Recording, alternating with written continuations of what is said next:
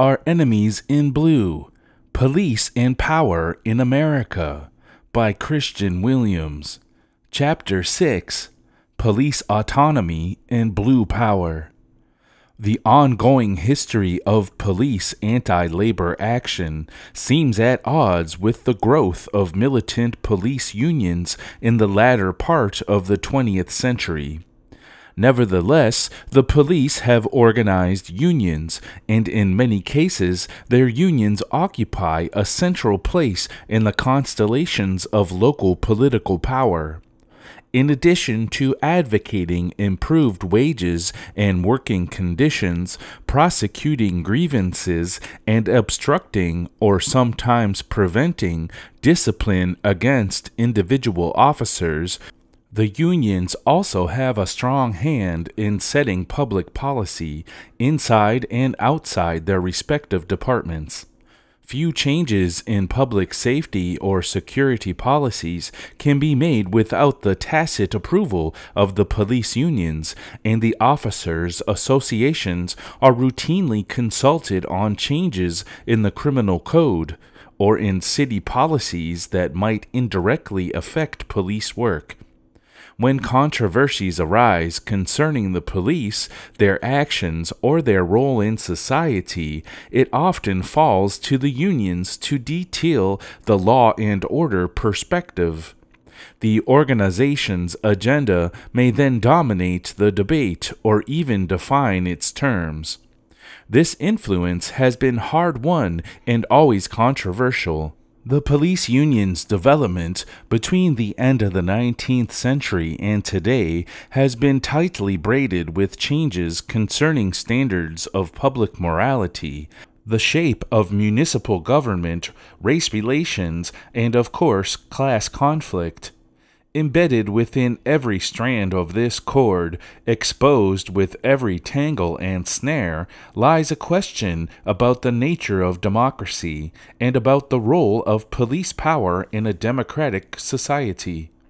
From strike breakers to strikers and back again.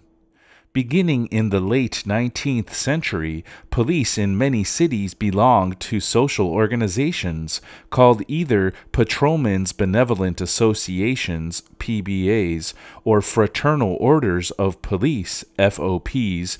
The two types of organizations functioned along similar lines, providing their members insurance and promoting their overall health and well-being. The main differences were that, whereas the PBAs were only open to patrolmen and were strictly independent, the FOPs were open to any officer and were affiliated nationally. Both groups petitioned for better working conditions, efforts that the authorities tolerated so long as there was no move toward unionization.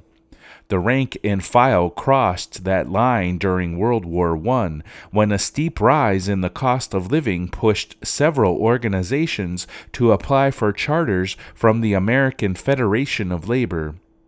In a break with its previous position, the AFL granted the charters, and the police unionized in numerous cities, including Cincinnati, Washington, Los Angeles, St. Paul, Fort Worth, and most famously, Boston. Unhappy with long hours, low pay, favoritism, and the sorry condition of their station houses, on August 15, 1919, members of the existing police association, the Boston Social Club, voted to affiliate with the AFL. They thus created the Boston Police Union No. 16 of the American Federation of Labor. Less than a month later, on September 8, Police Commissioner Edwin Upton Curtis responded by suspending 19 union supporters. A strike began the next day. Approximately 3/4 of the Boston Police Department joined the strike, creating a politically uncomfortable situation made worse by rampant crime and widespread disorder. Almost immediately, small crowds gathered around craps games on the Boston Common. By the evening of September 9, the disorder had escalated to the point of looting. Rioters overturned parked cars, and numerous gang rapes were reported. Some rowdies took the opportunity to settle scores with striking police. Crowds gathered at station houses and pelted the strikers with mud, rocks, bottles, and rotten fruit as they left the building. A South Boston Vigilance Committee was formed and tried to keep order, but its volunteers were savagely beaten. The rioting ended when 3,000 State Guard troops, scab police, and a Provost Navy Guard unit broke up the crowds. The State Guard killed 3 people in the process, including 1 bystander and 1 person who was fleeing.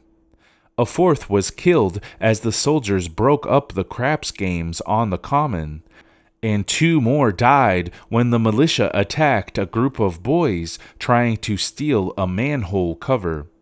By September 11, 8 were dead and more than 70 injured, 21 seriously, several of them children. More than $300,000 in property had been damaged or stolen. On September 12, the striking patrolmen voted unanimously to end the strike if only their suspended colleagues would be reinstated. Instead, Curtis fired all the striking police. The State Guard patrolled until December 12. Following the strike's defeat, many states passed laws forbidding police unions, and the AFL revoked the charters of all its police locals. Isolated from the rest of the labor movement and lacking political support, the new unions were crushed in city after city. Local governments then raised wages so as to remove any incentives for reforming the unions. Immediately after the strike, the starting salary for Boston police was increased to $1,400 a year. Only a few months before, it had been as low as $730. Between 1919 and 1929, police wages increased by 30% in Detroit, 50% in Chicago, 70% in Los Angeles, and 100% in Oakland. By 1929, patrolmen earned between $1,500 in Cincinnati and $2,500 in New York, which put them on par with most skilled laborers. This strategy worked to neutralize rank-and-file organizing throughout the 1930s, restricting their activity to the lobbying tactics of the early PBAs. But in the 1940s, unionization was again on the agenda, and by 1944, the AFL had police unions in 168 cities. In the name of preserving their neutrality, police departments generally responded to this new wave of organizing in the same way they had before, barring the organizations and firing union supporters. In the 1950s, after the NYPD defeated a transport workers' union drive by offering the officers concessions, Commissioner George Monaghan established Rule 225. No member of the police force of the city of New York shall become a member of any labor union. He reasoned that the rule was necessary to protect the policemen from influences or commitments which might impair their ability to perform their duties impartially and without fear or favor, or might tend to weaken or undermine the discipline and authority to which they must necessarily be subjected. Appeals to the neutrality of the police are questionable, given their historical use against strikes and unions. Monaghan's second reason probably comes closer to the truth. Unionization was seen as a threat to the authority of police commanders. Whatever the justification, restrictions against unionization proved ineffectual, and some commanders were forced to try other approaches in order to preserve their control. In 1941, the AFL supported an FOP organizing drive in the Detroit Police Department. The department harassed officers who supported the drive, fired its leaders, and procured court orders barring unionization, but half of the patrolmen joined the organization anyway. The next year, however, the FOP lost ground when the Detroit Police Officers Association, DPOA, was formed with the backing of police commanders. Carl Parcell, who served as the DPOA president in the late 60s, explained, "It started out basically a company union under their guidance, under their control. They gave you the rights at their pleasure." Things took a different turn in New York, though a similar strategy was in evidence. The PBA sued to protect itself from Rule 225 and won. The court found that the department could bar organizations of policemen affiliated with non-police labor associations or officered by non-policemen, but could not interfere with the PBA's activities. The distinction became relevant in June 1958 when the Teamsters publicly announced an effort to unionize the police. The announcement put pressure on the PBA leadership to produce results, and it also gave police managers an incentive to cooperate with the PBA rather than face the stronger muscle of the Teamsters. A Journal American editorial suggested, "The surest way of slapping down Hoffa would be for Mayor Wagner, Commissioner Kennedy, and the representatives of the Patrolmen's Benevolent Association to begin exploring methods by which such grievance machinery would be set up with proper safeguards all around." That is more or less what occurred. After the Teamsters' drive was defeated, PBA President John Cassese set about winning gains for his organization's members. By 1961, lobbying, lawsuits, and job actions, including ticket speed-ups and slowdowns, had won the PBA a dues checkoff, protections against management retaliation, and a formal grievance system. 2 years later, Mayor Robert Wagner, whose father had authored the National Labor Relations Act, extended collective bargaining rights to police officers, and the PBA won better wages and retirement benefits as a result. In exchange, the PBA agreed to a no-strike clause and a bar from affiliating with other unions.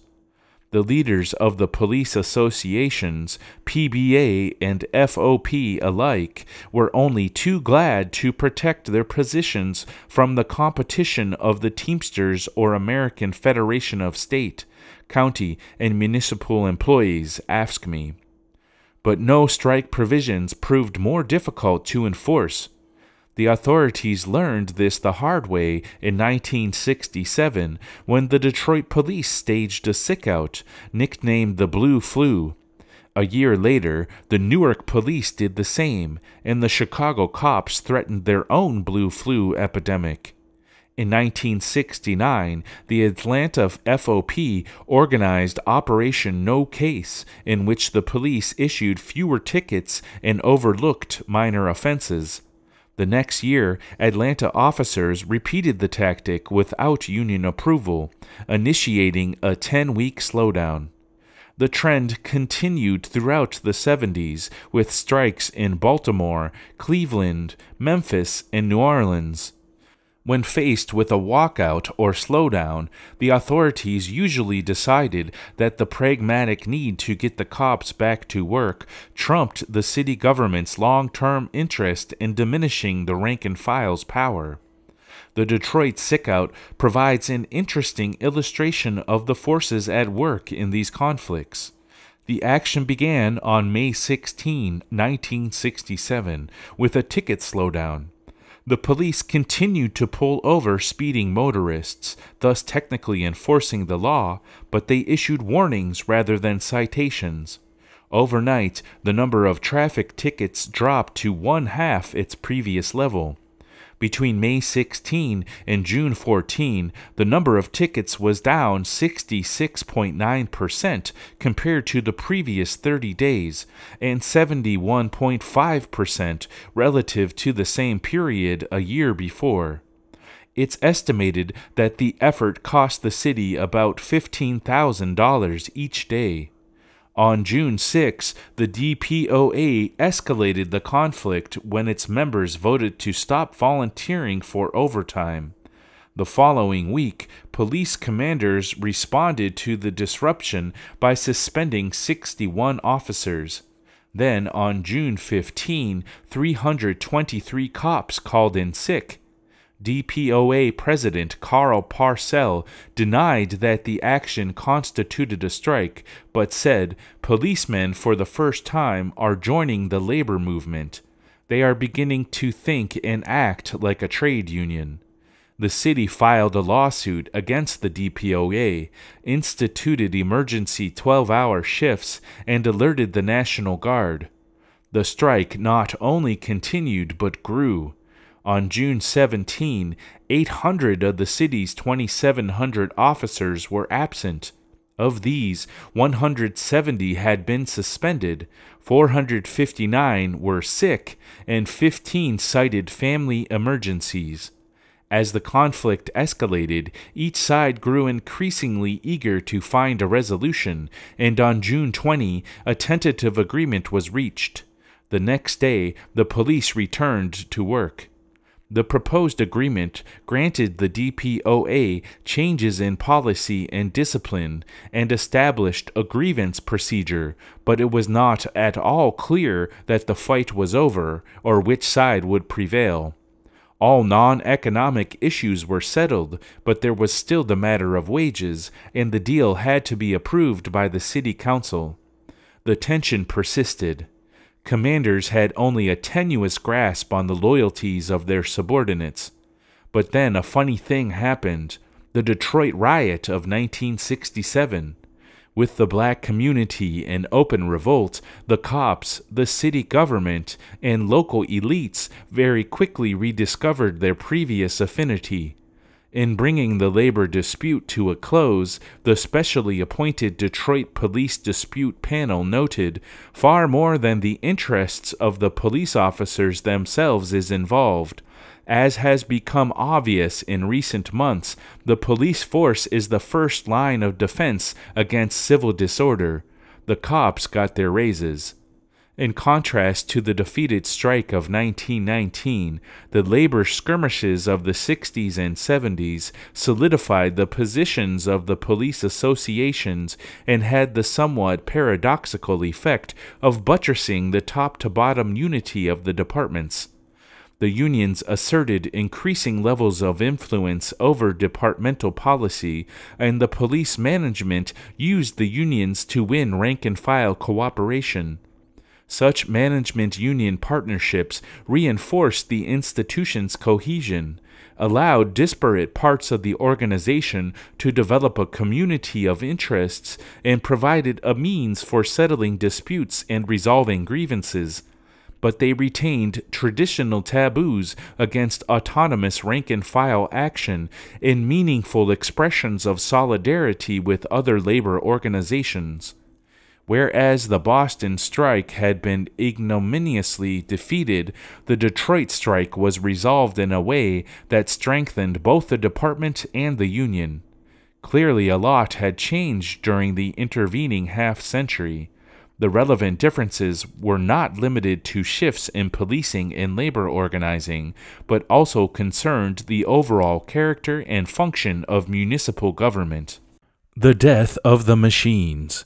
During the early 20th century, police departments were subject to a battery of reforms, changing the institution's structure, aims, and personnel. These changes were not motivated by concerns about racism or brutality so much as they constituted one part of the progressive movement's general effort to reinvent urban government. It is not hard to see why reform was needed. Under political machines, there was little to distinguish an official's personal attachments, interests, loyalties, and obligations from the duties, responsibilities, powers, and benefits of his office. Authority rested as much in the informal and decentralized ward networks as in the government itself or the offices of the various municipal departments. Positions were filled strictly along partisan lines or as personal favors. There was no pretense of professionalism or impartiality. Discipline was lax. Corruption was sanctified, and bribery was a major source of income at every level of the hierarchy. In this context, it was the job of the police to protect illicit business, extort money from honest citizens, rig elections, and otherwise enforce the will of neighborhood bosses. So long as they were successful in these central tasks, it made little difference to the machine bosses whether the cops engaged in petty crime, neglected their legal duties, were rude in their encounters with the public, or used violence unnecessarily. As a result, police legitimacy was sorely lacking. This problem was aggravated by a long series of scandals implicating departments around the country in organized crime and other types of corruption. For example, at the turn of the century, Los Angeles Mayor Arthur Harper, Police Chief Charles Sebastian, and a local pimp formed a syndicate in order to monopolize prostitution in the city. The police were used to suppress competition and protect the syndicate's operations. In 1912, Herman Rosenthal, a professional gambler, accused the New York City police of protecting gambling houses. He was murdered on his way to meet with the district attorney. The next year, San Francisco papers revealed that a group of detectives had recruited a gang of con men, offering protection in return for 15% of the total take, an estimated gross of $300,000 annually. And during Prohibition, dozens of Cincinnati cops sold confiscated liquor and offered protection to bootleggers in return for a share of the profits. Such scandals largely discredit the police departments and the machines to which they were attached. The progressive agenda offered a map toward legitimacy.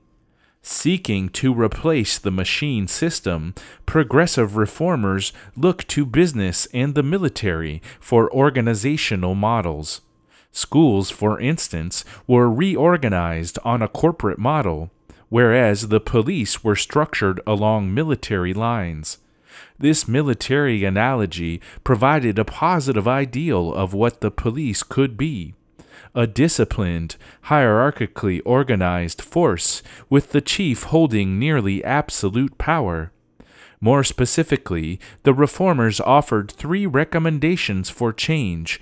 Departments should be centralized, the quality of personnel should be improved, and police operations should be narrowly focused on crime control, with an emphasis on prevention.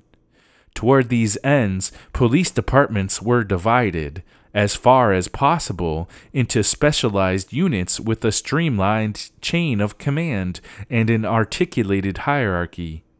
Chiefs were given more control, and discipline was moved from external boards, which were deemed political, to internal professional mechanisms.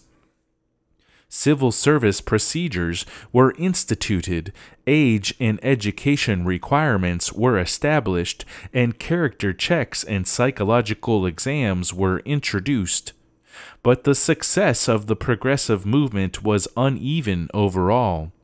Despite the trend towards centralization and rationalized management, little changed in the areas of policy or procedure, and neighborhood precinct stations retained much of their autonomy. Police chiefs did not, on the whole, receive the lifetime tenure progressives proposed, and the police still had a broad range of duties even after specialization. In fact, contrary to the rhetoric of the time, the police function did not so much narrow as it shifted to meet new demands for social order. Yet modest successes had a profound effect on the character of government. Around the country, political machines were beginning to decay. The localized, personalistic, and unabashedly corrupt machine system was giving way to a new kind of public administration. In theory, the new system was very nearly the opposite of the old. It operated legalistically, acting according to general principles and enforcing rules impersonally. City government was becoming bureaucratized. Bureaucratization and bourgeois control. Police reforms contributed in several ways to the rise of bureaucracy. The narrowing of the police function promoted bureaucratic development not only within police departments but throughout the city government. As elections, health regulations, licensing, and welfare duties were removed from the list of police responsibilities, other municipal departments, other bureaucracies, were created to take over these tasks. A similar process occurred within departments as civilians began performing clerical, technical, and administrative work. The efforts to improve personnel also resulted in increased bureaucratization. Cops were assigned civil service status or military rank, barred from accepting rewards, paid higher salaries, provided better training, and hired and promoted on the basis of exams. By rationalizing the selection of personnel and the delivery of services, the new procedures reduced the opportunities for personal favors and patronage, thus cutting machine bosses off from their means of securing support. Centralization, likewise, reduced the importance of the local precincts and undercut a strategic base of the ward organizations. It also made it possible for such specialized functions as vice control, record-keeping, internal investigations, and detective work to be removed from the precincts and assigned to squads controlled by headquarters. This reorganization limited the opportunities for corruption and again put power in the hands of the police chief rather than ward bosses or precinct commanders. But despite the specialization, civil service procedures, and administrative centralization, the ideal of bureaucratic control proved incompatible with the dispersed and highly discretionary activities that characterized police work and made policing a source of power for the state. Rules were crafted, records kept, promotions and assignments somewhat rationalized, but the cop on the beat was expected and required to exercise just the sort of individual discretion and situational judgment denied to his counterpart on the lower rungs of proper bureaucracies. This situation allowed corruption, prejudice, favoritism, and political influences some amount of latitude on the street where the police did their work, while limiting these factors in the offices of management where policy was set. The military aspects of reform were just as limited. Some departments adopted military ranks, instituted drilling, and began requiring target practice, but discipline was not established along military lines, in part because of the resistance of patrolmen's associations. In short, cops became neither soldiers nor bureaucrats. They did, however, cease acting as the pawns of the political machines. Reformers quickly learned that this administrative independence cut both ways. Historian James Richardson writes, "While civil service procedures reduced some of the politicians' power over the policeman's working life, they also reduced policemen's receptivity to reform leadership. Increasingly, the police could follow their own lead, independent both of the party organizations and the innovative administrations." Hence, while the new system of administration diminished the influence of machine bosses, it did so by bolstering the position of municipal bureaucracies as independent seats of power. While sometimes frustrating reformers, this arrangement was not wholly disadvantageous for the city administrators, mayors, and politicians, as it let them disavow the police department's excesses without needing to do anything to stop them. If authority was invested exclusively in the police chiefs, then the chiefs would also incur whatever blame was directed at the department, though they faced few consequences of public disfavor. But even the position of the chief of police was not necessarily as strong as it appeared. The discipline was generally limited by the need to maintain the loyalty of those in his command. Egon Bittner observes, "It is exceedingly rare that a ranking police officer can take positive charge of police action, and even in the cases where this is possible, his power to determine the course of action is limited to giving the most general kinds of directions. But like all superiors, police superiors do depend on the goodwill of the subordinates. Thus, they are forced to resort to the only means available to ensure a modicum of loyalty, namely, covering mistakes. The more blatantly an officer's transgression violates an explicit departmental regulation, the less likely it is that his superior will be able to conceal it. Therefore, to be helpful, as they must try to be, superiors must confine themselves to whitewashing bad practices involving relatively unregulated conduct, that is, those dealings with citizens that lead up to arrests. The protection that the individual policeman once received from his political patron now came from his superior officers. In a formal sense, the police faced more discipline, while in practice they continued to engage the public, or certain parts of it, according to their own judgment. Hence, bureaucratization increased the autonomy of the department as a whole, and, ironically, preserved the discretion enjoyed by officers at the lowest ranks. Yet this gap in accountability was not particularly worrisome to reformers of the time. The progressive movement, while often credited with improving the quality of public services and reducing corruption, was not especially concerned with protecting the rights of the poor. Reform efforts were not led by black and immigrant workers who constituted the usual victims of the police abuse, but by businessmen and professionals. The progressive agenda reflected the ideology and interests of this constituency. By promoting bureaucratic reform, these respectable classes sought to ensure their own control over the workings of the local governments. J.W. Hill, an influential reformer in Des Moines, wrote, "The professional politician must be ousted and in his place capable businessmen chosen to conduct the affairs of the city." Likewise, I.M. Earle, the general counsel of the Bankers' Life Association and a reform advocate, explained, "When the plan for a commission government was adopted, it was the intention to get businessmen to run it."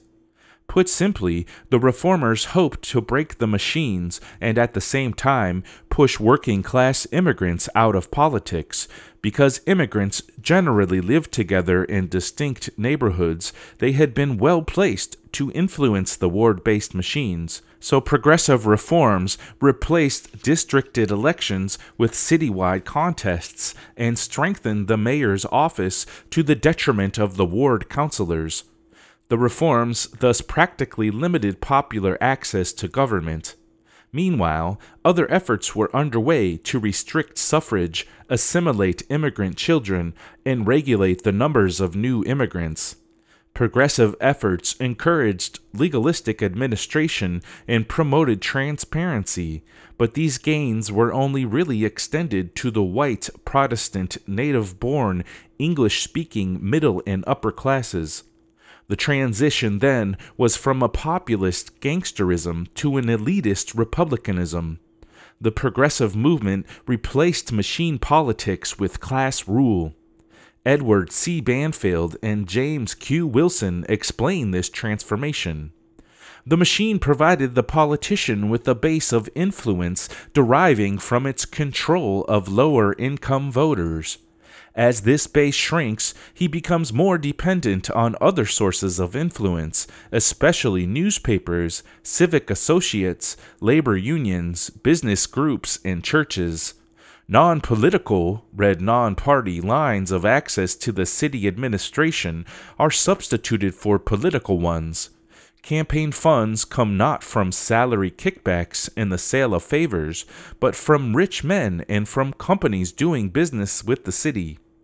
Department heads and other administrators who are able to command the support of professional associations and civic groups become indispensable to the mayor and are therefore harder for him to control.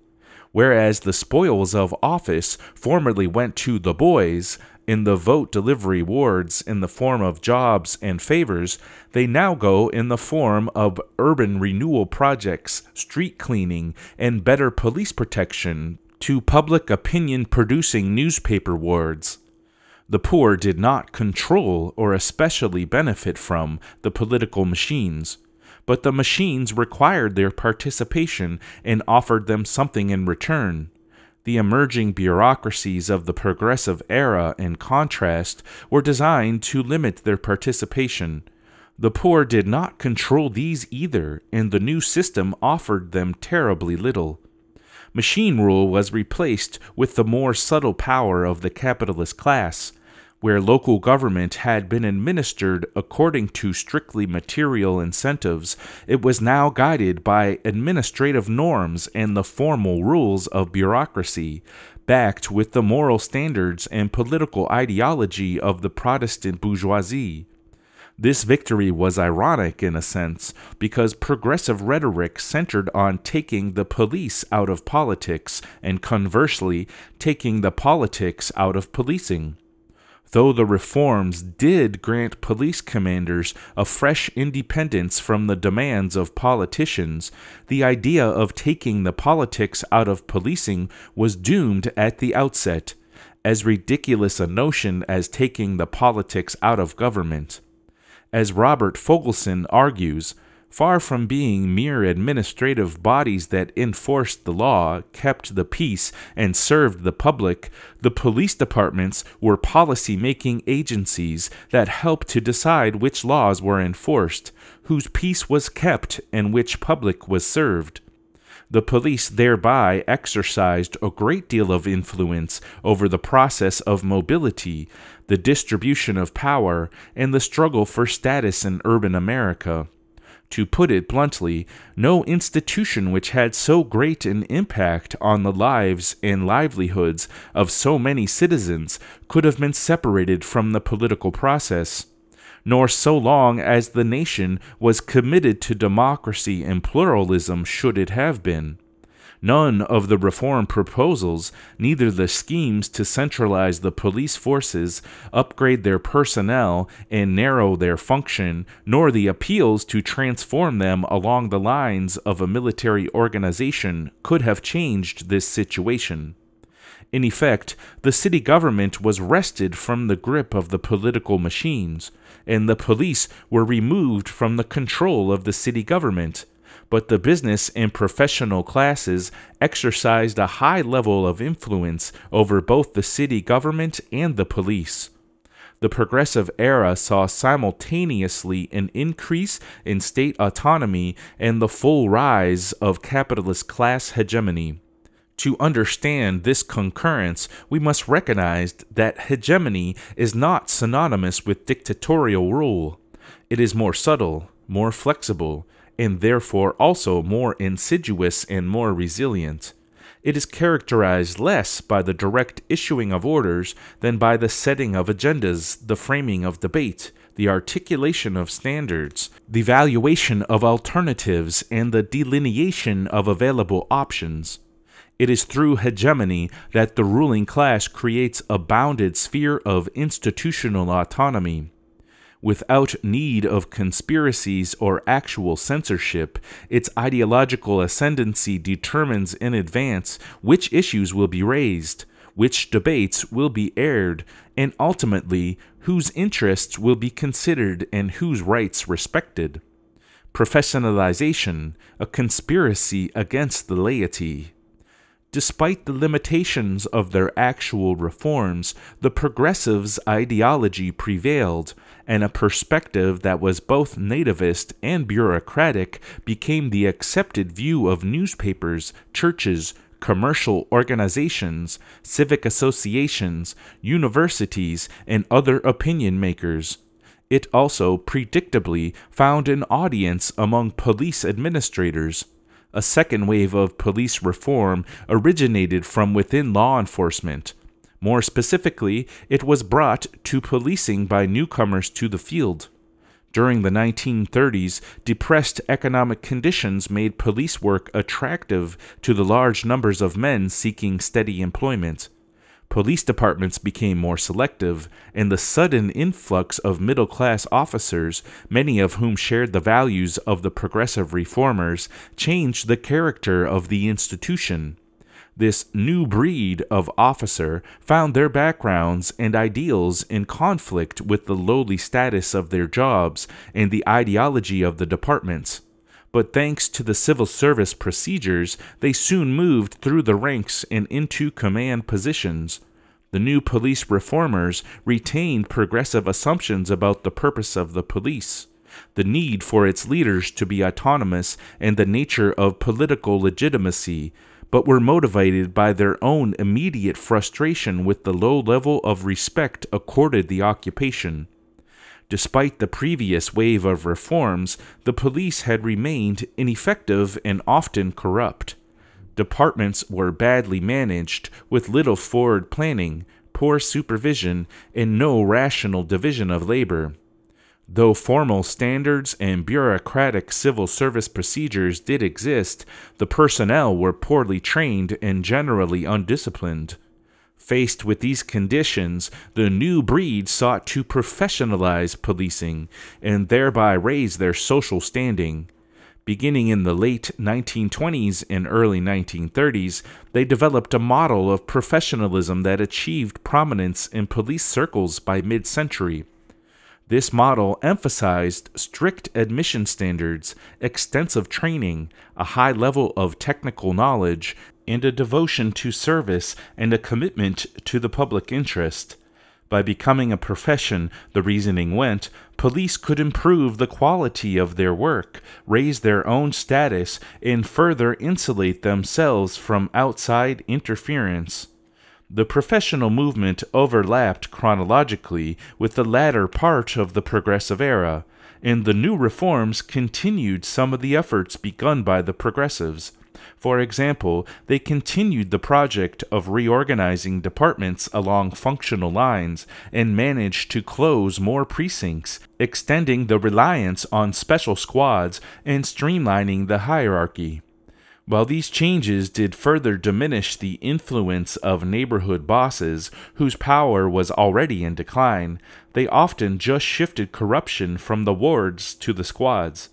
In a textbook case of failed reform, Chicago Mayor Richard Daley responded to a 1960 burglary ring scandal by replacing Police Commissioner Timothy J. O'Connor with reform luminary O.W. Wilson.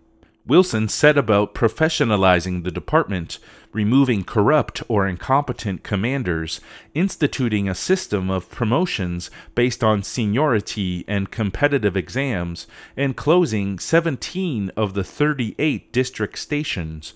But corruption continued unabated. A 1964 Justice Department report revealed that a score of Chicago cops, including an internal affairs investigator, were running a protection racket. Reformers took steps to regulate the quality of the personnel, using physical examinations, education requirements, character checks, and the civil service process to weed out undesirable applicants.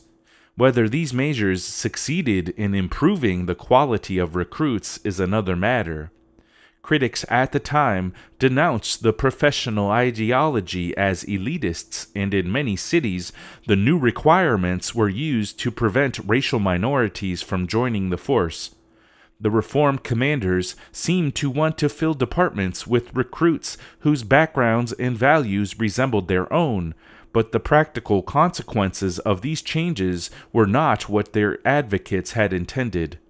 When the economy recovered from the Depression, the professionalized departments had trouble attracting and keeping recruits. The pay had not kept pace with that of other occupations, prestige was still lacking, and new officers could only enter the department at the lowest level. Since the best cops did not always advance through the ranks and the worst were seldom removed, stagnation set in. The quality of leadership suffered, and the police became increasingly isolated. Compared to the progressives, the advocates of professionalization had more success in instituting their prescribed reforms, but they did no better in achieving their ultimate aims. The status of the police did not come to equal that of doctors and lawyers, and the departments were only mildly cleaner than before. The main effect of professionalization was to increase police autonomy. And professionalization, like bureaucratization, not only institutionalized that autonomy, but helped to legitimize it. The discourse surrounding professionalization encouraged institutional problems to be thought of in technical terms and thus referred to the experts, the police. Issues of accountability and oversight were thus framed as professional matters with which the uninitiated should not be trusted to interfere.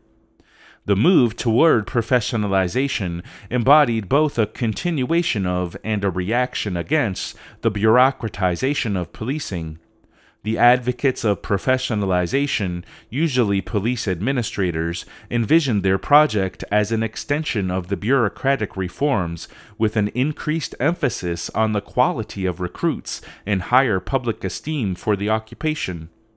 The rank-and-file officer, on the other hand, had a very different notion of what professionalization implied. The professionally minded patrolman, James Richardson explains, wants to act according to his evaluation of the situation and not according to some bureaucratic directive. Professionalization very clearly promoted police autonomy, but it was deeply ambivalent about what this meant for the management of departments. Did professionalization only require the autonomy of the institution relative to the civilian authorities, or did it also demand the autonomy of the patrolman relative to departmental control? In practice, the second followed from the first, as commanders sought to protect themselves from criticism. Rather than exposing abuses and disciplining the officers, internal affairs investigators and unit commanders took their task as the defense of the department as a whole, and especially of the officers under their command. Professionalization, again like the earlier reform effort, continued to put supervisors in the position of covering for their subordinates. At the same time as the professional police were asserting a new independence, they also adopted strategies that increased their presence in the lives of the urban poor and people of color. The professional model encouraged police leaders to take seriously the elusive goal of preventing crime. Making the most of the new squad structure, the police sought to reduce the opportunity for crime, experimenting with vehicular patrols, saturation tactics, and high discretion techniques like stop and search or field interrogation. For example, in the late 1950s, the San Francisco police used each of these approaches in tandem. Chief Thomas Cahill created an S squad, S standing for saturation, to be deployed in high crime areas with instructions to stop, question, and search suspicious characters. During its first year, the S squad stopped 20,000 people, filed 11,000 reports, and made 1,000 arrests. Most of those they stopped were black and/or young people. The preventative aims of the professionals led the police to intervene in situations that they would have previously ignored, or which were not even, legally speaking, criminal matters. This new, more intensive scrutiny promoted a generalized distrust on both sides, as police grew ever more suspicious of the public, and the public, especially the black community, grew increasingly resentful of the police. As we have seen, this antipathy bore bitter fruit in the years that followed. Unionization and Blue Power. Today's police unions are the bastard children of the mid-century professionals. Though earlier union efforts had met with little success, the fissures and contradictions of the professional agenda helped create conditions that made unionization possible. While the rhetoric of professionalization lent legitimacy to demands for higher pay and greater autonomy, the prescriptions of the reformers alienated the regular officers and produced additional strife with the public. This situation created new tensions within police departments and brought the idea of unionization back to the fore.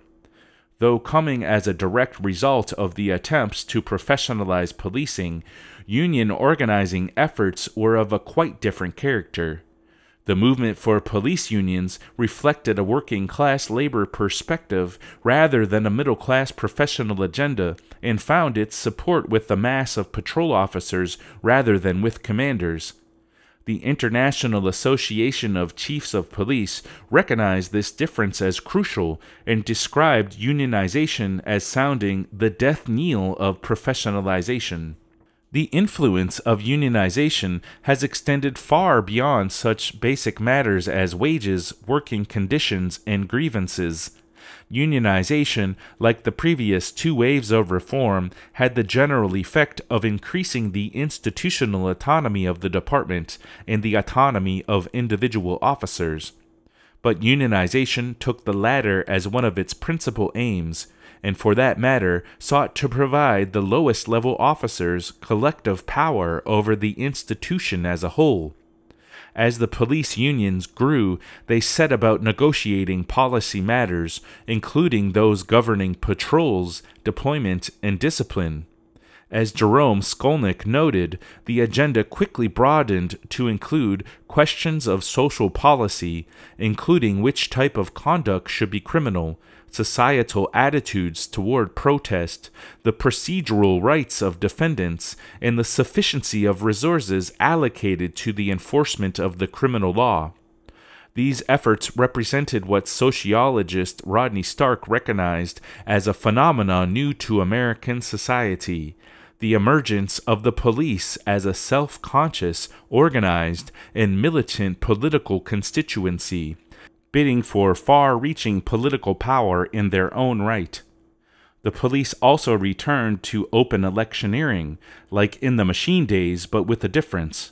Rather than owing allegiance to their patrons and taking orders from the ward bosses, the police had developed into a constituency for the politicians to wow and woo. Police support could make or break a candidate, and once in office, the politician owed his allegiance to the cops rather than the other way around. Some politicians made the most of the new balance of power. Philadelphia Police Commissioner and later Mayor Frank Rizzo deftly exploited the political potential of the department, building himself a career while at the same time amplifying the power of the police and increasing their independence. Under Rizzo's guidance, the police department became the unrivaled foundation of his power. It wasn't long before police unions started producing their own candidates and served in some places as a ladder into office. In 1969, Wayne Larking, who had served as head of the Police Officers Guild, was elected to the Seattle City Council. That same year, Charles Stenvig, a former police detective and the business manager of the Minneapolis Police Officers Federation, was elected mayor, having run solely on a law and order platform. Stenvig convinced patrolmen to campaign for him. When an interviewer asked one officer, "Did you introduce yourself as a patrolman?" the officer responded, "Sure, that was the whole point. The idea was to convince people that a cop would know how to bring peace back to the community. At times, such political efforts, especially electioneering, crossed lines of decorum. In 1964, many departments had to issue special orders to prevent officers from wearing Goldwater or Wallace buttons on their uniform, or from putting campaign stickers on squad cars. Some cops even handed out campaign literature while on duty. In each arena, whether their efforts involved electioneering, lobbying, or strikes, the police pursued a conservative agenda, specifically one that increased the power, autonomy, and central role of law enforcement. LA's Firemen's and Policemen's Protective League, FIPO, represented the direction of the new activism. It lobbied for counter-subversive laws, promoted right-wing rallies, sponsored conservative speakers, and sold businesses a blacklist naming union organizers and radicals. No justice, no police. In July 1966, New York supplied the first real test of this newfound power. Mayor John Lindsay made good on one of his campaign promises, restructuring the city's police complaint board to include a civilian majority. The Police Benevolent Association immediately and vigorously attacked the plan, eventually forcing the issue to the ballot. The PBA then sponsored an extensive ad campaign, and individual officers put anti-review board signs on their cars, distributed literature, and harassed those who campaigned in favor of the board, often while on duty. The anti-review board propaganda openly appealed to public anxieties about civil unrest and crime, two issues in the context of the time with obvious racial overtones. One poster showed a young girl at the entrance to a subway. Its text read, "The Civilian Review Board must be stopped. Her life, your life, may depend on it." Another poster showed a riot-torn street, cluttered with rubble and lined with damaged storefronts. The caption stated, "This is the aftermath of a riot in a city that had a civilian review board." In August 18, 1966, Reporter editorial titled "License to Riot" worked from the same theme. Did you see the pictures of those Cleveland riots? Of Negro thieves running wild, in and out of wrecked establishments, arms loaded? And did you see the cops standing by, idly watching the debauchery? That was the result of a police review board. As the November election approached, police tactics became more brazen.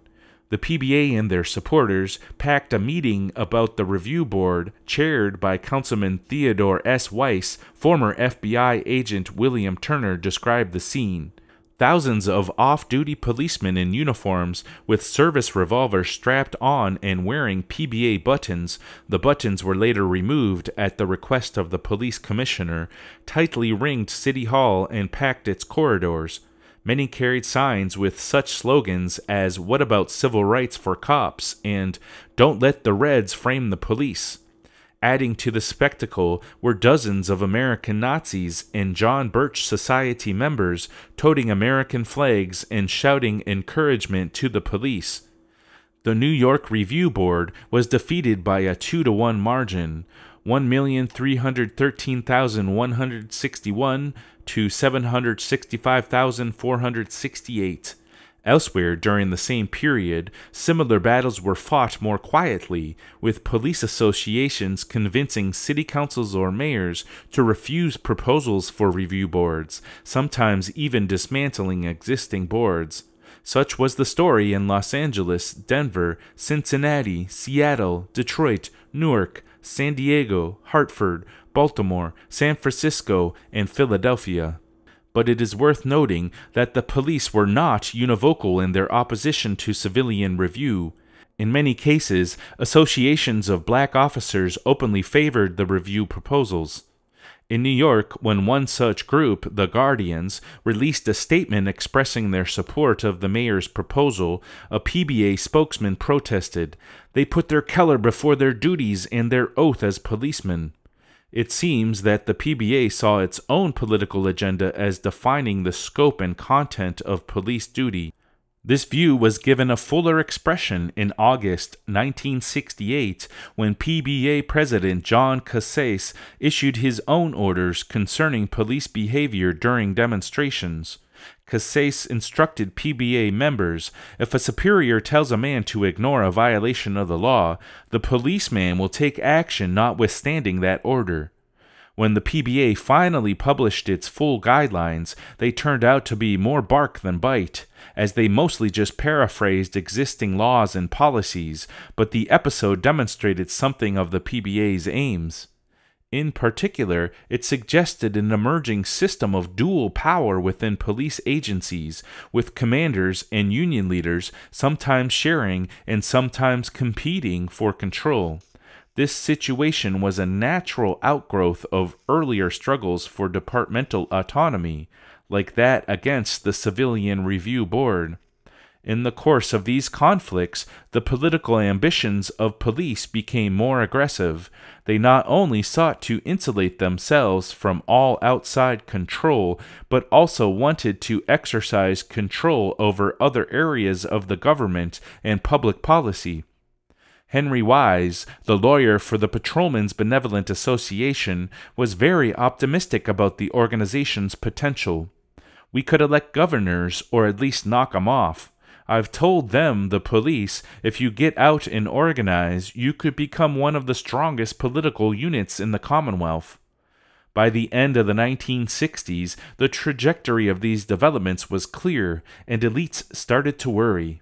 The New York Times opined, "A city cannot be ruled by its police force, any more than a free nation can be ruled by its military establishment." The police, both in their departments and in their unions, were coming to represent a force that could rival the civil authorities. In 1968, Boston Mayor Kevin White confessed, "Are the police governable? Yes. Do I control the police right now? No." In 1972, LA City Administrative Officer C. Irwin Piper said FIPO had more political clout than any other group in city government. Unfortunately, the period of police militancy has outlasted many of the social conditions that produced its rise, and police activism continues to have major political consequences.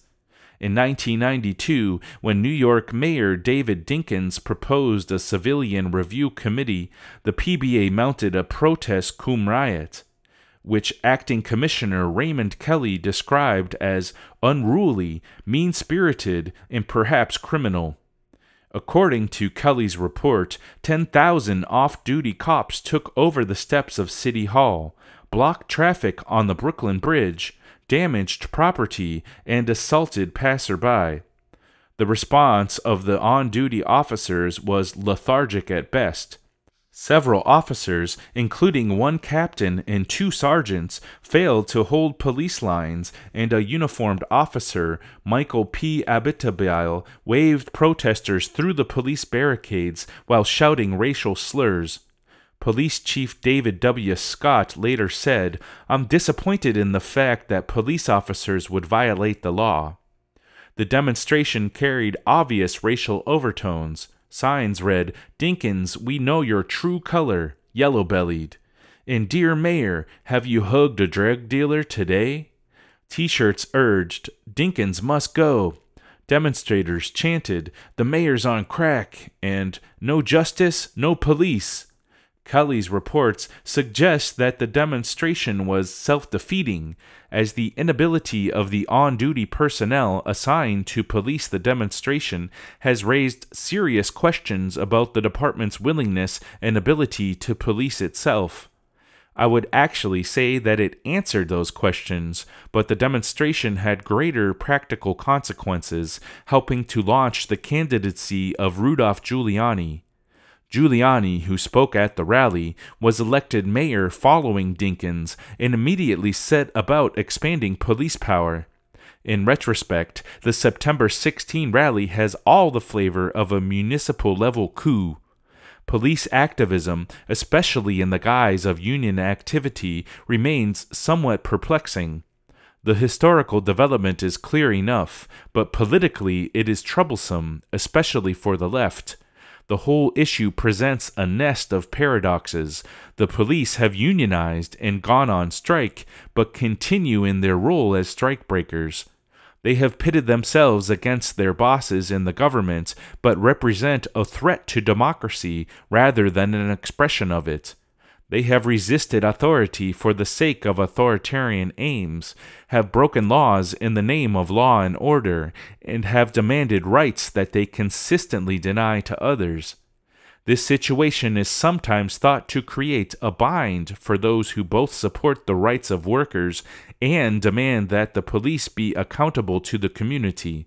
But the dilemma here is illusory.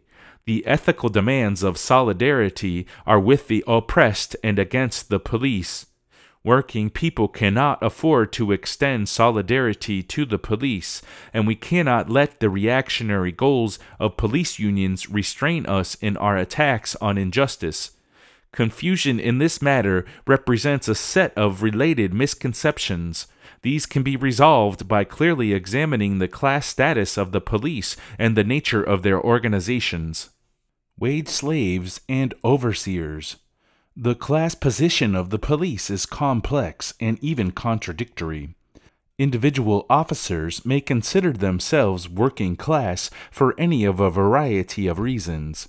First, there is the fact that, even after the period of professionalization, most officers are still drawn from working class backgrounds. There is also the persistent sense that regardless of income, the job has little social status attached to it. And finally, there is the nature of the work itself. After all, as David Bailey and Harold Mendelson remind us, police work is often physical, sometimes dirty, involves shift work, and brings officers into contact with undesirable elements of society. The police have certainly faced their share of uncomfortable and unfair working conditions. In the 19th century, police received low pay unless one counts graft, worked long shifts, were given no vacations, enjoyed little job security, and had no guarantee of income if they were injured, or of support for their families if they were killed. Such standards are appalling for certain, but most workers were no better off.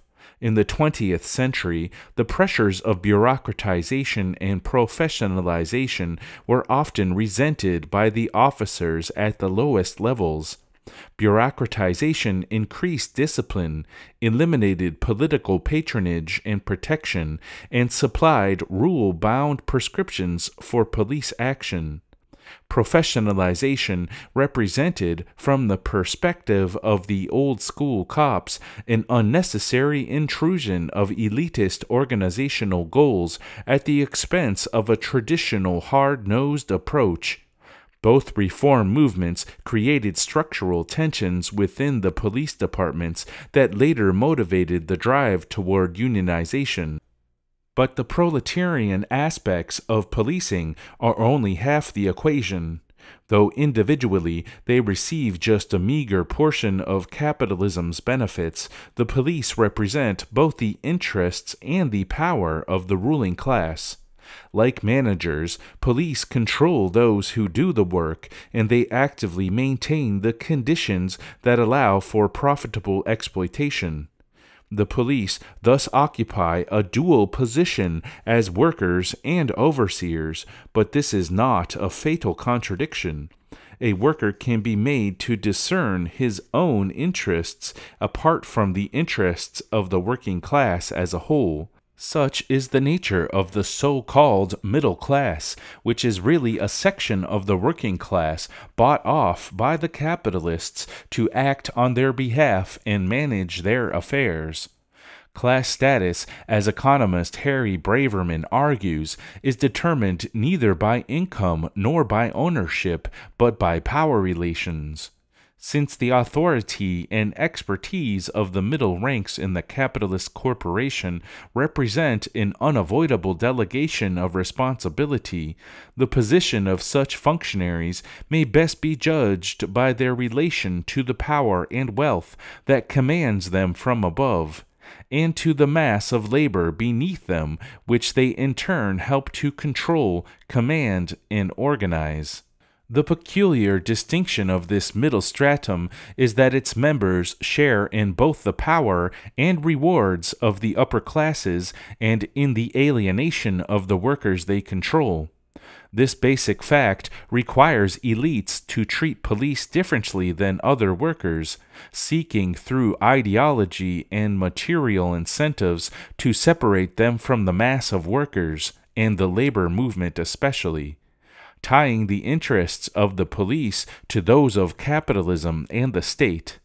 This trick is accomplished through peculiar means, using what is ostensibly a labor organization, the police union. Police unions aren't unions. The status of police unions and their relationship to the labor movement as a whole has always been troublesome. When the NYPD challenged the legality of the Patrolmen's Benevolent Association in 1951, the court ruled that the PBA could organize police and could negotiate contracts precisely because it was not a union.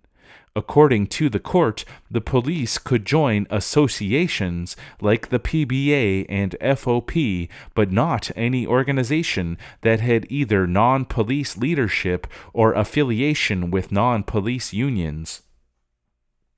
This ruling represented something of a compromise position, seeking both to preserve the neutrality of police action against strikes and to respect the officer's right to free association. As legal reasoning goes, that's not very impressive. New York City Police Commissioner Stephen P. Kennedy, who strongly resisted the PBA's demands for recognition in the late 50s, argued that the distinction between an independent association and a union was meaningless. When an organization acts like a union, talks like a union, makes demands like a union, and conducts itself like a union, it cannot be heard to say that it is not a union. But the legal status of police associations is at most a secondary matter. The practical effect of the ruling was to privilege the PBAs and FOPs over the Teamsters and AFSCME. Police managers were then quick to recognize, in some cases to create, associations, especially when facing a Teamsters organizing drive. The association gave police management a means of establishing agreed-upon conditions while still discouraging autonomous rank-and-file action and solidarity with other workers. Police associations thus developed in relative isolation from the rest of the labor movement, while building close ties with the command hierarchy within the departments. This fact points to two related reasons why police unions are not legitimate labor unions. First, as is discussed above, the police are clearly part of the managerial machinery of capitalism. Their status as workers is therefore problematic. Second, the agendas of police unions mostly reflect the interests of the institution, the police department, rather than those of the working class.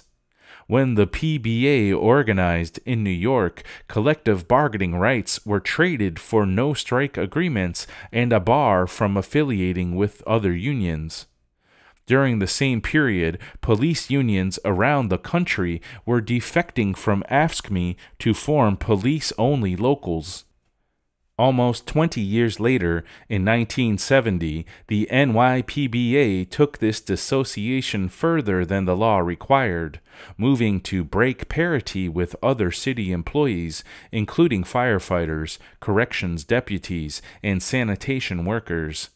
That move is telling, and not just because it shows the lack of solidarity between police associations and the rest of the working class. It indicates that police associations organize more along institutional rather than class lines. That is, they organize police, not as workers. The police exhibit an institutional unity that is fundamentally different than the class consciousness underlying union activity. The chief difference is that, despite fissures along race lines, disputes between superiors and subordinates, and interdepartmental rivalries, a sense of shared identity extends to every branch of police organizations and is felt at every level, from the highest commander to the rookie on the beat. This solidarity helps the commanders maintain the loyalty of their troops, and, as mentioned before, it also leads cops of all ranks to cover up for each other. Not only do street cops hide one another's mistakes from those above them, but superiors shield subordinates from outside scrutiny. Such managerial complicity reinforces the sense of identity and group cohesion, thus reducing the possibilities for conflict within the department. And as the rank and file have become a more vocal and more powerful political constituency, some commanders have extended this strategy in order to share in the benefits of militancy.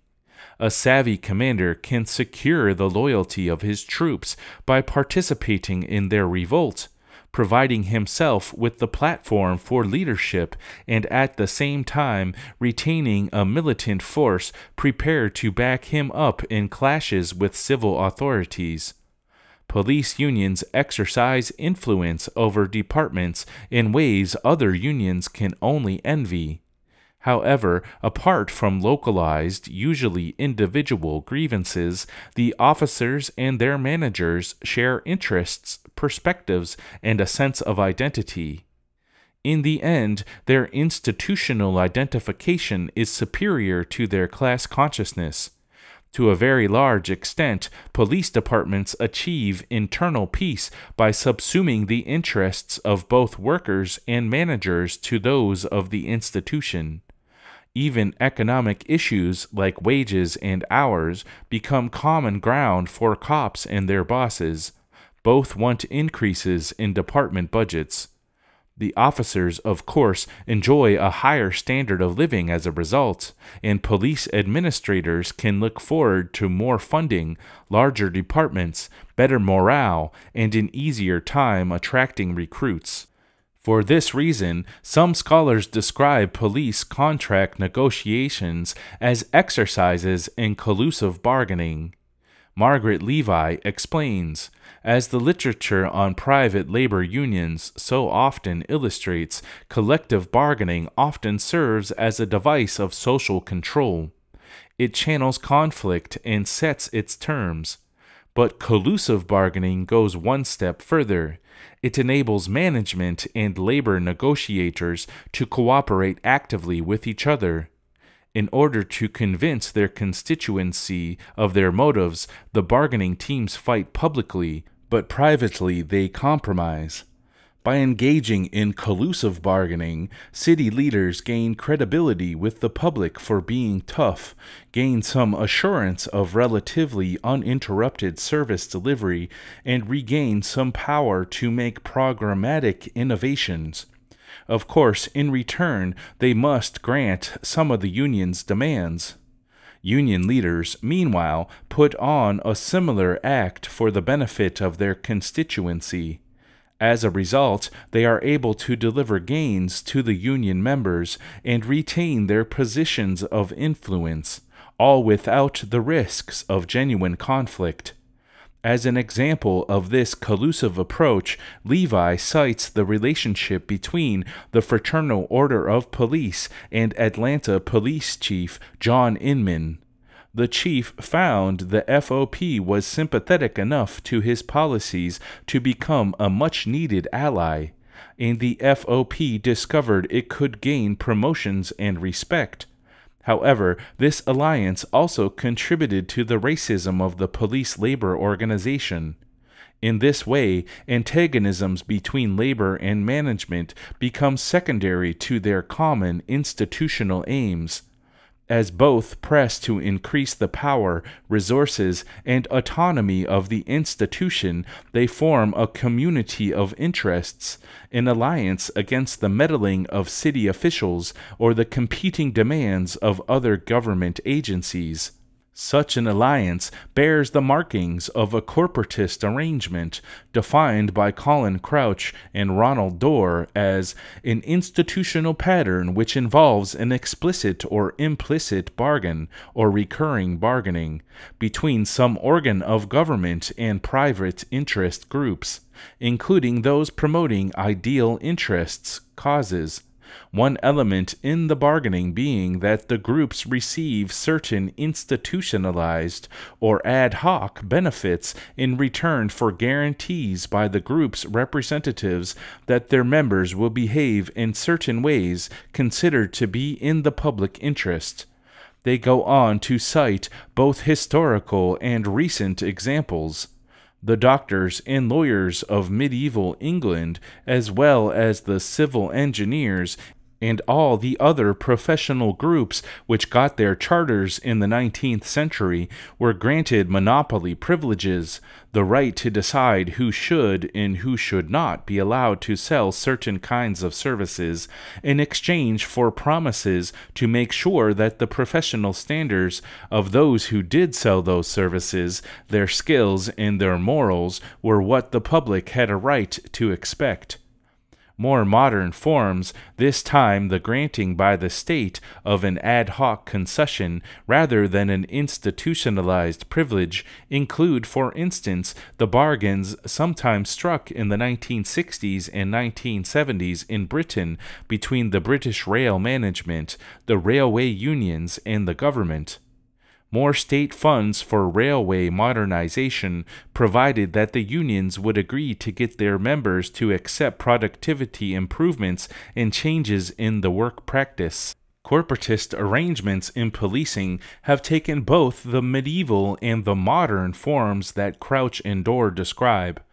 As the historical comparisons indicate, each phase of police reform has tended toward corporatist arrangements, bureaucratization and professionalization under the medieval model, and unionization in a more modern guise. Currently, the medieval aspects find an analogy in the relations between police departments and governments, wherein bargaining is implicit, and the modern are in evidence with the three-party relations between the unions, the departments, and the government. However, with the police, the corporatist deal is not between the state and some outside group, but between various sections of the state. Specifically, it is an agreement between the elected civil authorities, the government, the police commanders, the department, and the representatives of the rank-and-file officers, the union.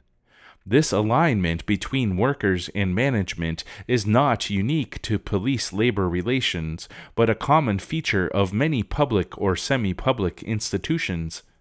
In the wave of public employee unionization of the 1960s, many public service workers, not just cops, began to demand changes in the way their work was organized, and sometimes sought to influence the social conditions that affected their work. But whereas teachers and social workers rallied against discrimination, inequality, and the meager remedies of the Great Society, the police turned sharply to the right.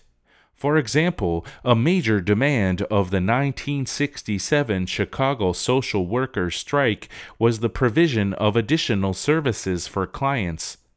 Teachers' unions frequently demand smaller classes and better material. The police, in contrast, advocate longer prison sentences, fewer safeguards against brutality, and new weaponry.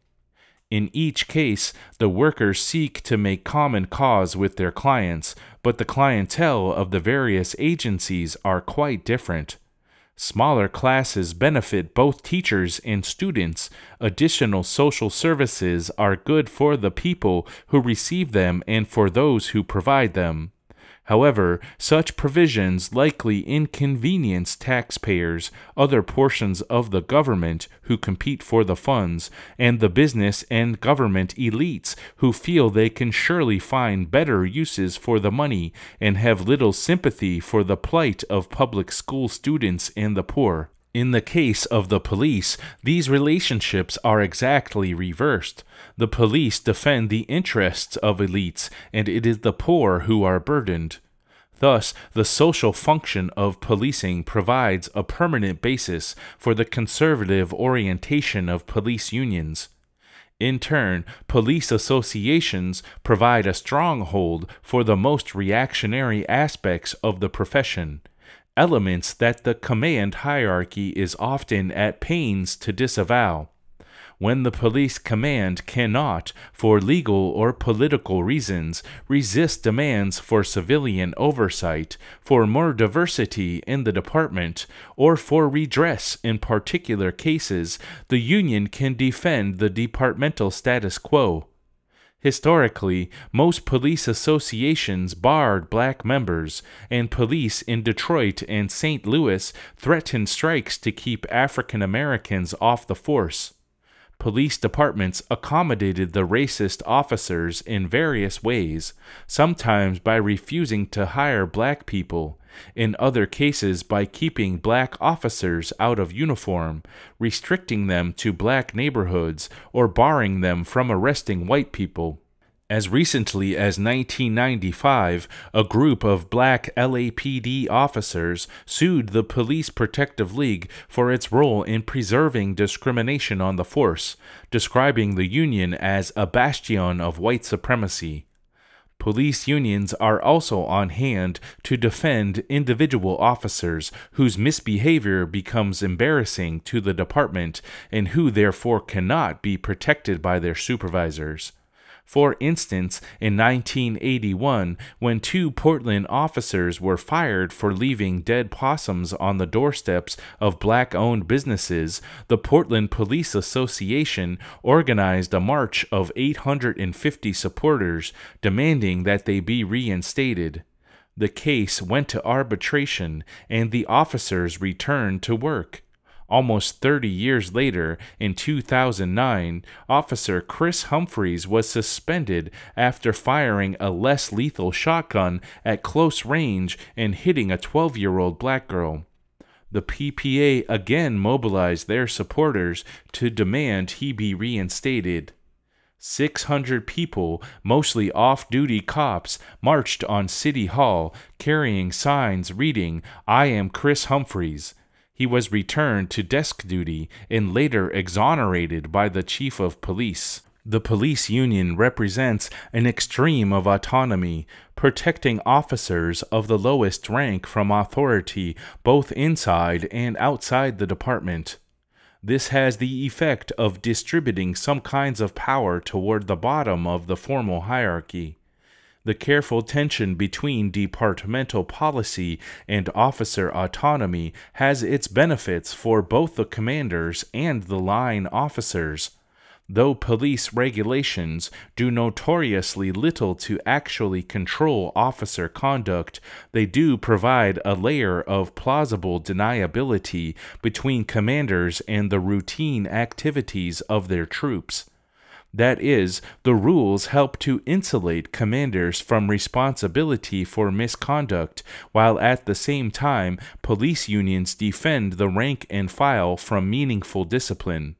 This arrangement allows for the formal appearance of a rigorous command and control while maintaining maximum discretion at the lowest levels of the organization. The command staff can minimize the criticism it faces through the manipulation of formal policies and bureaucratic shuffling, but concessions granted at that level need not affect much of what happens on the street. Of course, discipline does exist and can be quite stringent when it comes to certain procedural or organizational matters, scheduling, the chain of command, uniforms, budgets, and so on. But both discipline and discretion exist within carefully proscribed bounds according to the needs and aims of the institution.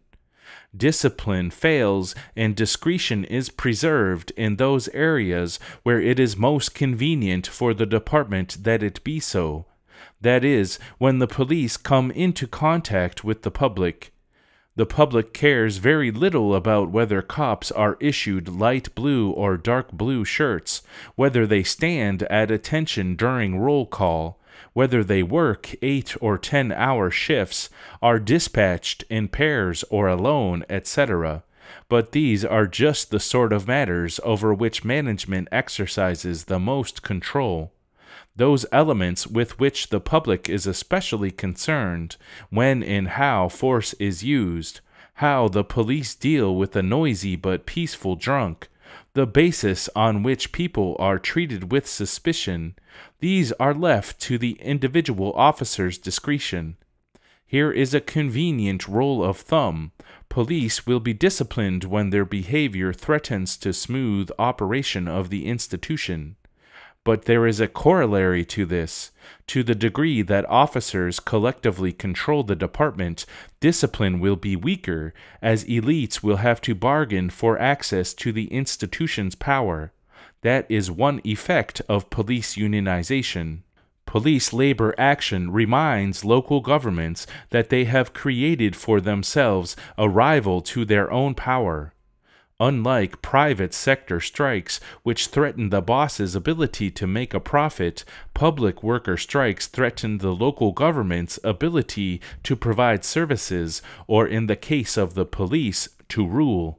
They work by disrupting the city government's access to the institutions by which it achieves its ends. While a sit-down strike may raise the specter of workers controlling industry, since there is a natural continuum between workers shutting down a plant, occupying it, and running it themselves, analogous actions by the police would fall on a different continuum and foreshadow less utopian futures. If the police continued to patrol, make arrests, and otherwise conduct surveillance and enact violence, but do so without direction from the local government, that would amount to a transfer of power from the one institution to the other. It would portend the possibility of direct rule by the police. In 1919, it was thought, clumsily, that this was a threat to be repressed. And such repression has occurred since then, when police excesses create the conditions for unrest or otherwise threaten the status quo. But police ambitions cannot be permanently repressed if the cops are to continue in their capacity, reliably suppressing the unruly portions of the population, and so, through a long series of reforms and negotiations, a strategy of co-optation developed, and with it emerged the instrument for balancing police loyalty with the demands of a semi-autonomous organization. These instruments are generally called unions, though that misnomer, like so many others in police science, relies on a false analogy to other dissimilar organizations. Police unions provide the means by which the officers can collectively negotiate with the civil authorities, determine together the conditions under which loyalty may be ensured, loyalty to the police commanders, civil authorities, and the ruling class, respectively. It is not the loyalty of the individual officers that is at stake. They are not freelancers or mercenaries negotiating a fee for service. Rather, it is the loyalty of the institution that the officers collectively, through their union, may not control but can disable. Interestingly, this leverage does not only increase the power and autonomy of the union, but of the entire department relative to the rest of the city government. The officers may, under rare conditions, even use their associations to compete with the civil authorities for control. Such power struggles are generally of short duration, but their effects can be long-lasting. They demonstrate the limit of police loyalty and the threat of mutiny, really the usurpation of the institution, and in so doing they help to set the price for that loyalty. When that price is agreed on, the police again become fully available for the uses to which the ruling class, the state authorities, and their own commanders would put them. As police organize, lobby, and strike, it seems that their negotiations have as much to do with the elite's access to and the smooth functioning of the police institution itself as with wages and working conditions. In this, police bargaining resembles less the struggles of exploited workers than the agreements formed between sovereigns and their intermediaries in the creation or expansion of states. In fact, in at least one sense, police associations are best conceived of as semi-autonomous but constitutive parts of the state. The police union as a semi-autonomous component of the state. The independent organization of police officers has done a great deal to protect both individual cops and whole departments from meaningful oversight. Unionization has thus served to preserve patterns of abuse and discrimination, while at the same time advancing the agenda of law enforcement on the social and political fronts. This development represents, as per William Wesley's analysis of police brutality, the collective usurpation of governmental authority and the means of violence. This process then results in a transfer of property from the state to the colleague group. The means of violence, which were originally a property of the state, in loan to its law enforcement agent, the police, are in a psychological sense confiscated by the police, to be conceived of as a personal property to be used at their discretion. But whereas Wesley analyzed police brutality in terms of informal psychological confiscation of authority, union negotiations formalized the officer's claim to partial control of the institution and by implication its capacity for violence. Our earlier discussion of police brutality led us to pose a series of questions we are now primed to address. These were, to what degree is violence the property of the state? At what point does the police co-optation of violence challenge the state's monopoly on it? When do the police, in themselves, become a genuine rival of the state? Are they a rival to be used as in a system of indirect rule, or a rival to be suppressed? Is there a genuine danger of the police becoming the dominant force in society, displacing the civilian authorities? Is this a problem for the ruling class? Might such a development, under certain conditions, be to their favor? These questions suggest another prior question. What is the state? Let us begin with that. It may seem odd to talk about an independent private organization such as a police association as a constitutive part of the state.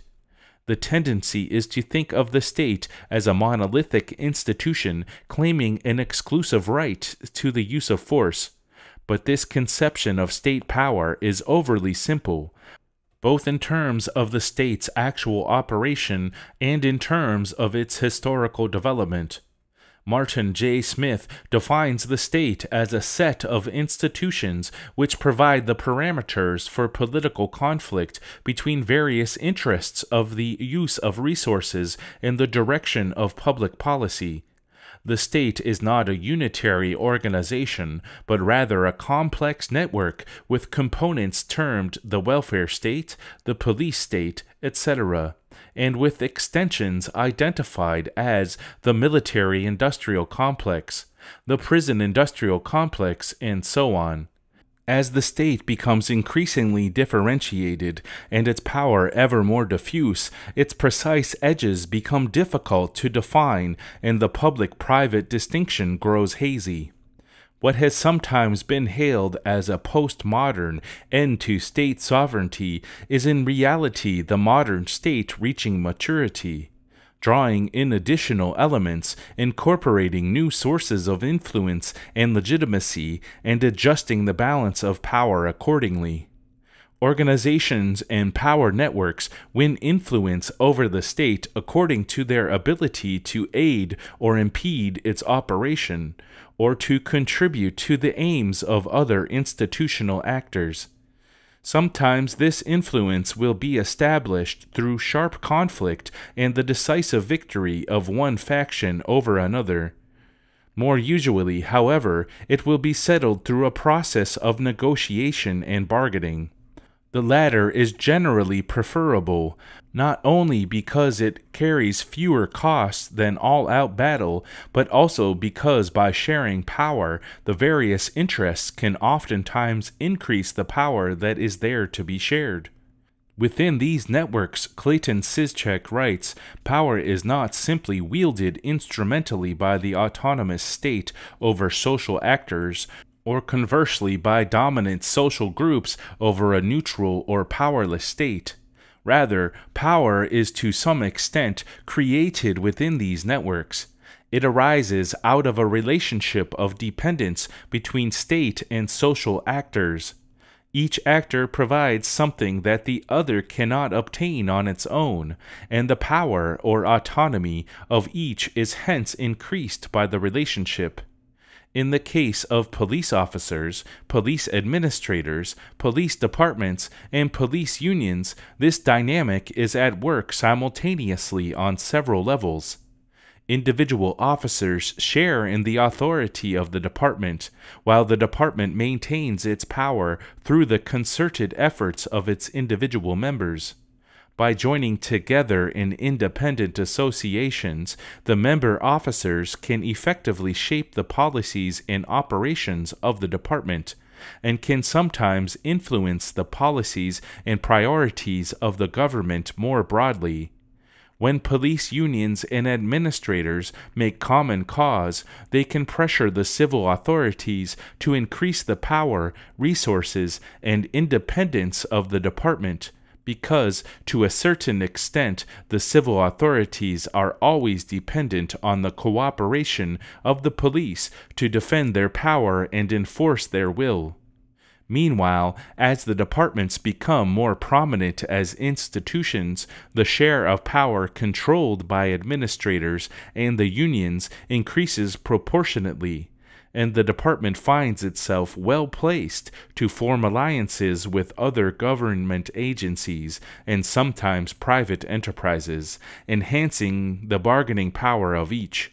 And in the process, departmental administrators and union leaders alike can increase their personal influence. This analysis is in keeping with the historical development of the state. Charles Tilly explains, because no ruler or ruling coalition had absolute power, and because classes outside the ruling coalition always held day-to-day control over a significant share of the resources rulers drew on for war, no state escaped the creation of some organizational burdens rulers would have preferred to avoid. A second, parallel process also generated unintended burdens for the state, as rulers created organizations either to make war or to draw the requisites of war from the subject population, not only armies and navies but also tax offices, custom services, treasuries, regional administrations, and armed forces to forward their work among the civilian population. They discovered that the organizations themselves developed interests, rights, perquisites, needs, and demands requiring attention on their own. Within this theoretical framework, it is possible to briefly reinterpret the history of policing. The use of legitimate violence, which was originally the property of individual slaveholders, heads of households, and various secular and ecclesiastic authorities, was slowly formalized and consolidated. On the local level, this process produced slave patrols and then police. Initially, the police were highly dependent on local patrons and served as the instruments of political machines. As the capitalist class and its middle-class supporters took control of the government, the police were transformed to a tool of class rule. The destruction of the machines, however, required the creation of formal bureaucracies, which quickly came to develop interests of their own and started to formulate their own demands. The police were the prototypical bureaucracy, and the following wave of professionalization only further decreased their dependence on the municipal administration while reinforcing the organization's loyalty to the ruling class. The police rebellion came when the lowest-ranking officers reacted against the demands of professionalization while taking advantage of the autonomy it granted. They organized independently and began presenting demands at every level of administrators, of city and state officials, of legislatures, and of society. Because a strike would disrupt the city government's power and therefore also weaken the state's protection of the ruling class's interests, the rank and file held enough control over the state's coercive apparatus to credibly threaten its access to force, even if they could not fully mobilize it for their own purposes. By this telling, the coup of police unionization did not represent a sharp break from the institution's previous development, but instead signaled a new step in the pre-existing pattern. The emergence of the police as social and political actors marked the maturity of the institution. The police have always been thugs, but they have traditionally been thugs in the service of elites. The crises of the 1960s produced an outbreak of police hooliganism directed towards the citizenry, especially black people, students, and radicals, and a revolt against their own commanders and the civil authorities. The police, in short, became self-conscious political actors seeking to defend their own interests, advance their own agenda, act under their own authority, and increase their already substantial power. Such a development is very dangerous for a wavering democracy like that of the United States. An uneasy truce has developed between the cops and the civil authorities. Police departments have been granted a great deal of autonomy concerning their policies, procedures, and discipline. This arrangement allows for peace between the civil authorities and the police while maintaining a degree of plausible deniability concerning misconduct, as long as abuse is directed against suitable targets, racial minorities, and the poor. So to answer our earlier questions, to what degree is violence property of the state? In the United States, the state has increasingly exercised monopolistic control over legitimate violence, especially since the early 19th century. However, given the networked nature of power relations constituting the state, the means of violence have always been invested in some particular institution or set of institutions that carried, to a greater or lesser degree, the potential for independent action. At what point does the police co-optation of violence challenge the state's monopoly? When do the police in themselves become a genuine rival of the state? Are they a rival to be used as in a system of indirect rule, or a rival to be suppressed? Given their unique bargaining position, the possibility of police dominance of the government cannot be discounted. So far, they have not achieved permanent ascendancy in any city, and nationally their influence has been rather limited. On the other hand, since their inception, the police have been increasingly central to any power network that succeeds in controlling local government, and there is no indication that this trend is being reversed. So long as the faction that maintains control over the apparatus of violence remains loyal to and incorporated within the network that is the state, the development of semi-autonomous police institutions may actually bolster the power of the state, especially in times of crisis when that power is challenged.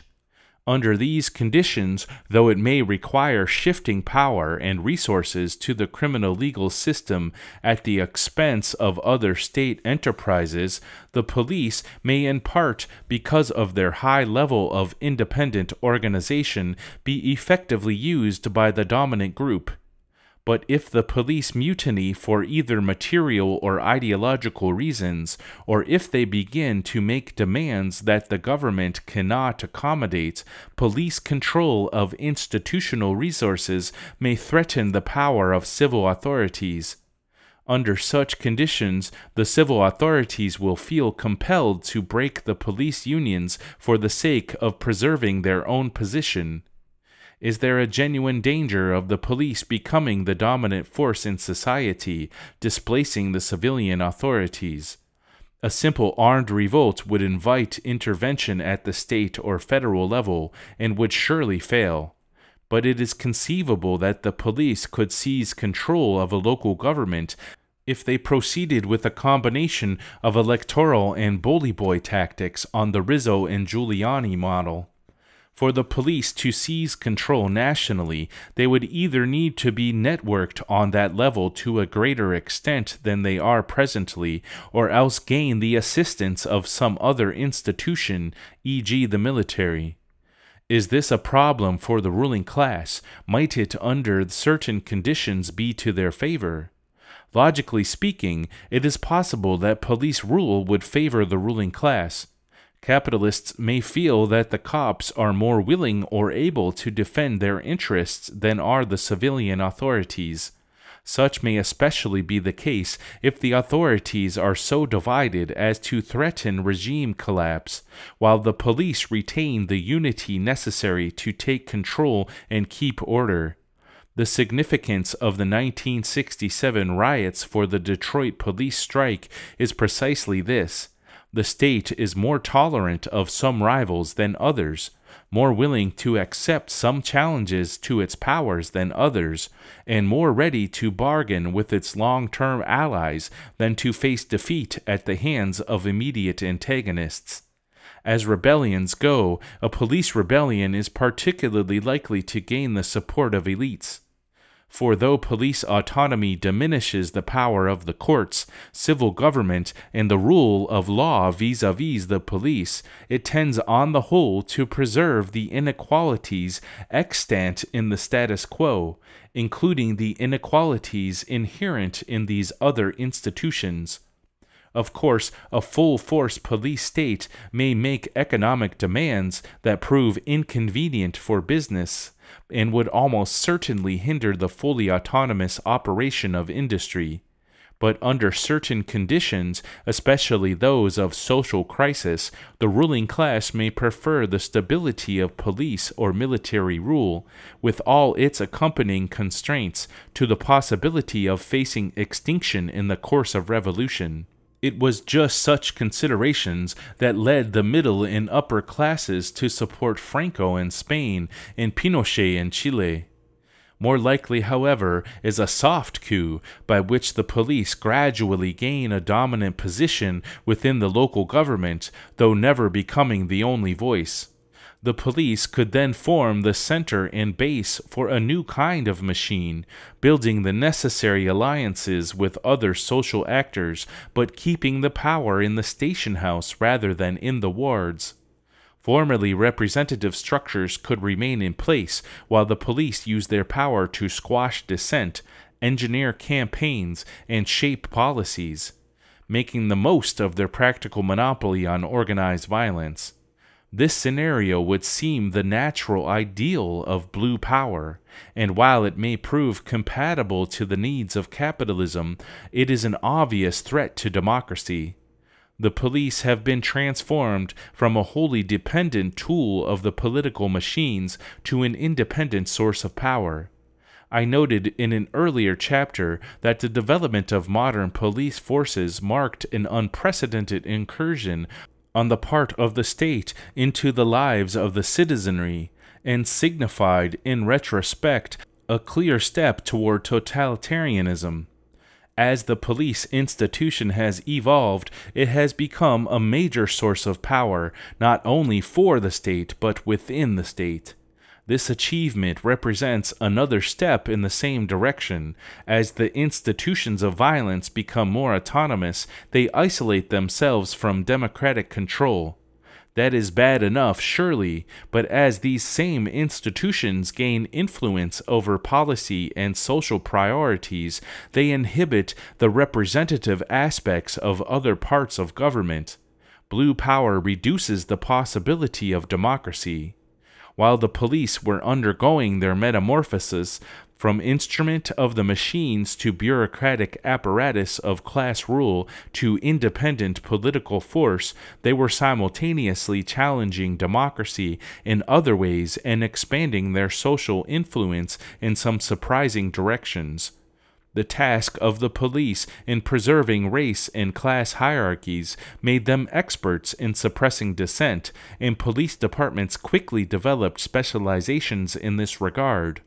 More recently, as we shall see, these same designs have led them to seek ever more involvement and greater shares of influence in aspects of social life quite removed from law enforcement.